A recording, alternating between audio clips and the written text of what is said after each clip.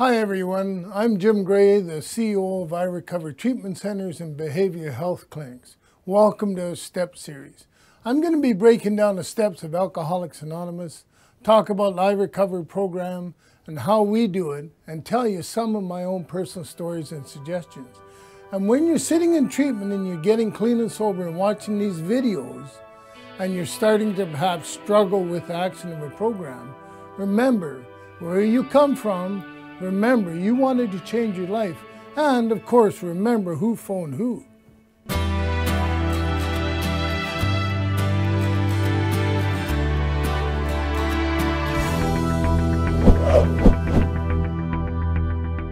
Hi everyone, my name is Jim Gray and I'd like to welcome you to the second video of our series.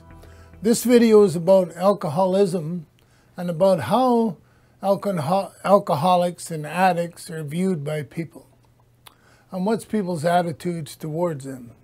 So everyone has an alcoholic or an addict that they know. You know, there are 23 million addicts and alcoholics in the United States of America. 23 million. So not to know one, you'd have to be dead if you don't know one. This is the #1 health problem in the nation.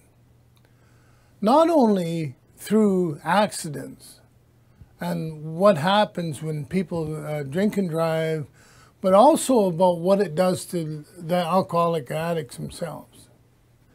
Every alcoholic affects at least 6 other people. Now that doesn't seem like a lot, but when you start multiplying that, if you got 23 million addicts, alcoholics, and they affect 6 million people, that's 1,200,000 people. That's an incredible number that are affected by alcohol. But an alcoholic doesn't see that. All he's concerned about how it affects him. Most people just see the alcoholic's behavior or the drug addict's behavior. They don't understand what's driving it, and they have no way to understand it. A non-alcoholic cannot understand the way an alcoholic thinks. People drink alcohol mostly for the pleasure of it. At least they think it's pleasure. They say I want to wet my whistle, but alcohol doesn't do that. Alcohol dries your whistle. It's a mix that you got alcohol in. But people drink because they like the effect of it. All of a sudden, they can dance better, they can fight better, they can drive better, they can do anything better in alcohol, in their mind. The only problem is, the only place that actually works is in their mind. A guy will be driving down the street drunk, and he'll think he's just being a wonderful driver, where we all know they're not.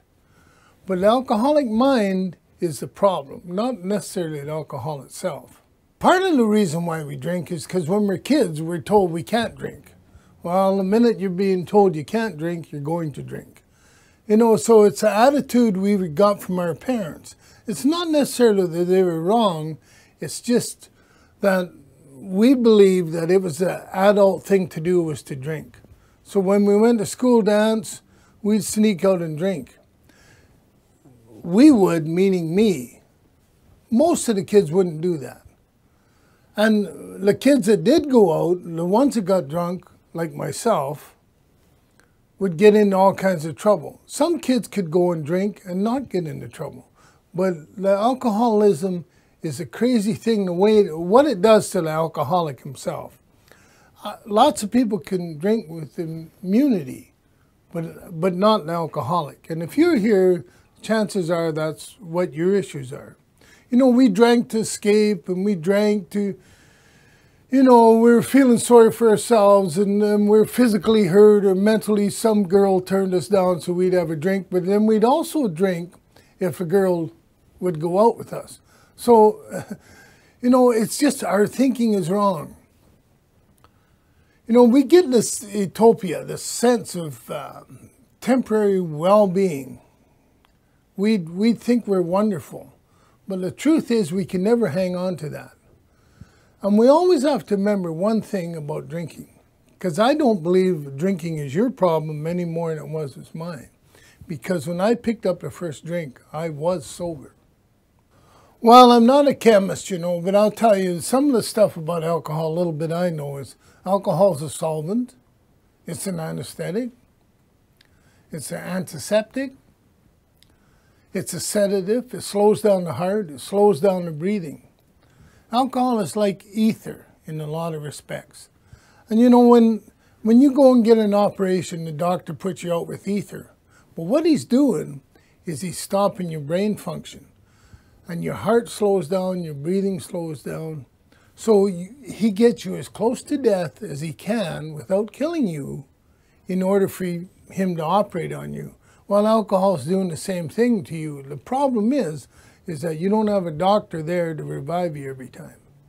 When you're drinking, you know, you lose control of your emotions. You have no control over them. You become excited about the silliest things. And it reduces all your motor functions.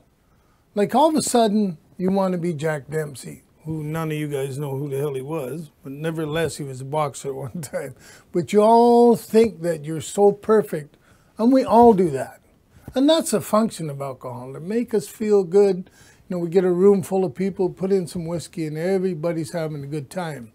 But not an alcoholic, because all he's on is looking for the next drink. You know, the problem with alcohol, one of the many problems, is how sick you can get and not realize you're getting sick.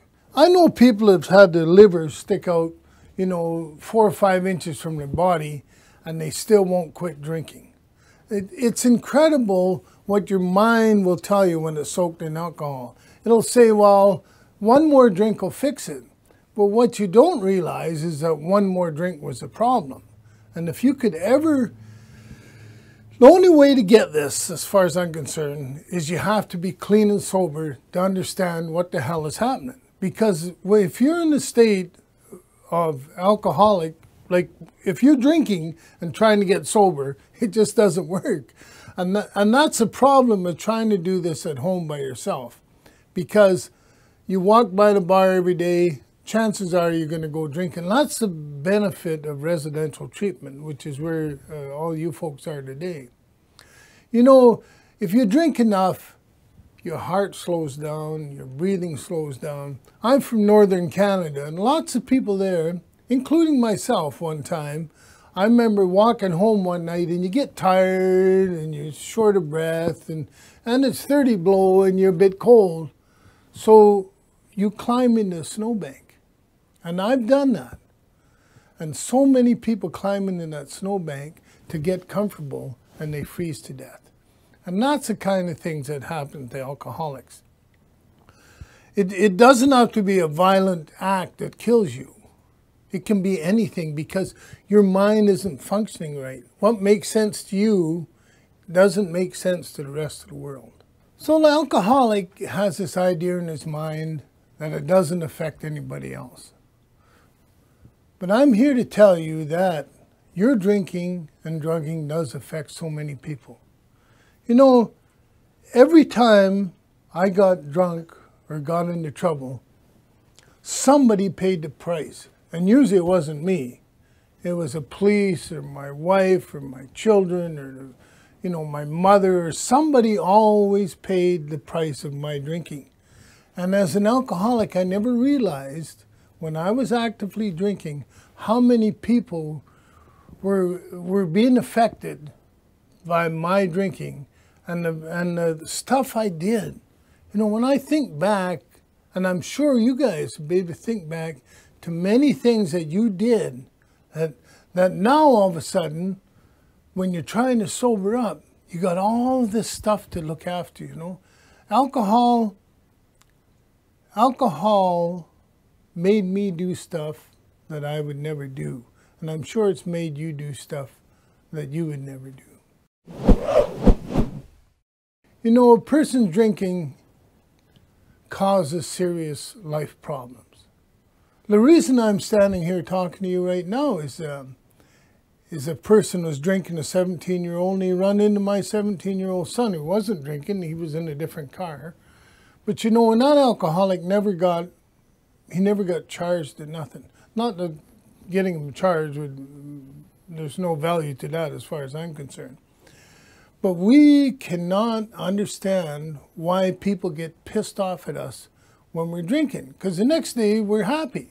You know, the storm's over. Aren't things wonderful? Well, the truth is, no, they're not. So if you can take a look at your life and how alcohol affects you, you will have a vision of what you can do. So my belief, the main problem with the alcoholic, what really happens is the abnormal becomes normal. And what I mean by that is, the first time I got an impaired driving charge, it was, horrendous. I had to go to court, I had to pay a fine, all that stuff. The second time, wasn't that big a deal. The third time, I thought everybody got impaired charges. And so, why would I be any different? So all of a sudden, every thought I had from that point on was that everybody's an alcoholic, everybody's a drunk.